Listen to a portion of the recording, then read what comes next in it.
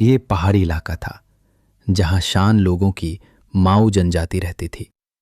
ताई भाषा में मंग का अर्थ होता है देश। इसलिए ऊपरी म्यांमार से लेकर चीन के युन्नान प्रांत तक फैले इस विशाल क्षेत्र को वहां के लोग मंगमाऊ कहते थे। बाहरी लोग इसे पोंग के नाम से जानते थे। वे ये भी जानते थे कि मंगमाऊ कोई एक राज्य नहीं बल्कि कई छोटे छोटे रियासतों का समूह था जिन पर अलग अलग शान राजाओं का शासन था। कुछ तो बस छोटे समुदायों के मुखिया मात्र थे। 13वीं शताब्दी के प्रारंभ में माओलुंग नामक रियासत, जिस पर राजा पाम्योपुलुंग का शासन था, काफी विस्तृत थी। ये कई नदी घाटियों और पर्वत श्रृंखलाओं में फैली हुई थी। यहाँ रहने वाले शान लोग घाटियों में धान की खेती करते थे और पहाड़ियों पर सीढ़ीनुमा खेत बनाकर अन्य फसलें उगाते थे।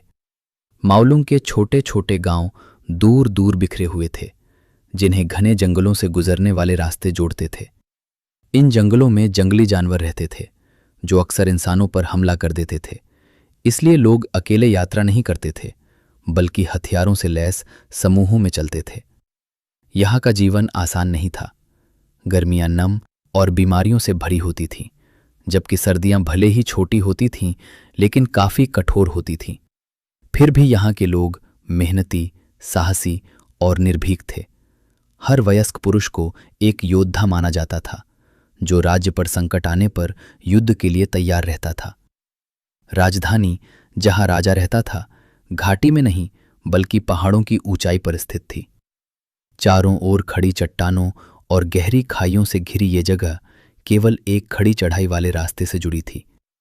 नीचे घाटी में एक नदी बहती थी जो सर्दियों में पतली हो जाती थी लेकिन बरसात में उफान पर आ जाती थी। उस ढलान पर एक पक्की सड़क बनी थी जहां हर थोड़ी दूरी पर चौकियां थीं। सैनिक वहां आने जाने वालों की तलाशी लेते और पूछताछ करते थे। राजा का महल लकड़ी, बांस और बेंत से बना था, जिसमें कई कक्ष थे और उसकी शैली पारंपरिक चीनी वास्तुकला से मिलती जुलती थी। पूरे परिसर के चारों ओर लकड़ी के मोटे खंभों की ऊंची बाड़ थी जिसके ऊपर नुकीले सिरे थे। प्रवेश के लिए केवल एक बड़ा द्वार था जिस पर पहरा रहता था। चारों ओर निगरानी टावर बने थे जहां सैनिक तैनात रहते थे। महल पूरी तरह सुरक्षित और कड़ी निगरानी में था।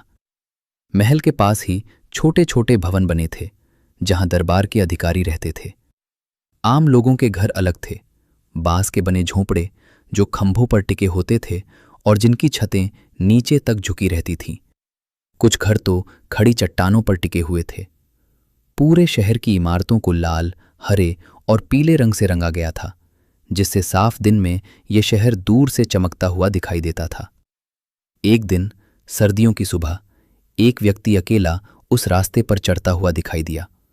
उसका रंग धूप से काला पड़ चुका था और वह किसी बाहरी जगह का लग रहा था। भारी सामान होने के बावजूद वह फुर्ती से चल रहा था। जैसे ही वह पहली चौकी पर पहुंचा, सैनिकों ने उसे रोक लिया। कहाँ जा रहे हो? एक सैनिक ने तिरस्कार से पूछा।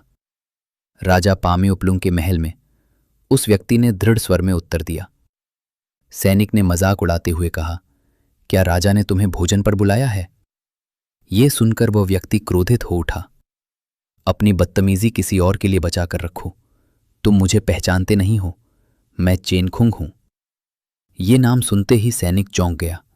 चेनखुंग, राज परिवार का सदस्य जो वर्षों पहले अज्ञात यात्रा पर निकल गया था। सभी को लगा था कि वह मर चुका है, लेकिन आज वह उनके सामने खड़ा था। सैनिक तुरंत उसके चरणों में गिर पड़ा और अन्य सैनिकों ने भी उसका अनुसरण किया। उठो, चेनखुंग ने कहा, मुझे रास्ता दो और महल को मेरे आने की सूचना दो। जल्द ही वह महल की ओर बढ़ गया। महल के आंगन में उस समय 2 राजकुमार, सुखाफा और सुखानफा, युद्ध कला का अभ्यास कर रहे थे।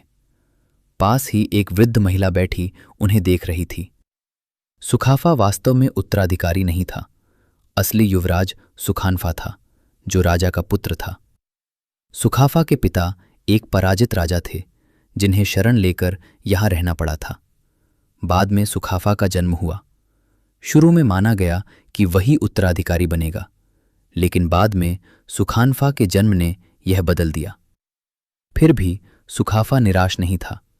वह अपने भाई से प्रेम करता था, लेकिन एक दिन अपना राज्य खोजने का सपना देखता था। तभी एक तेज घंटी बजी। ये संकेत था कि राजा आ रहे हैं।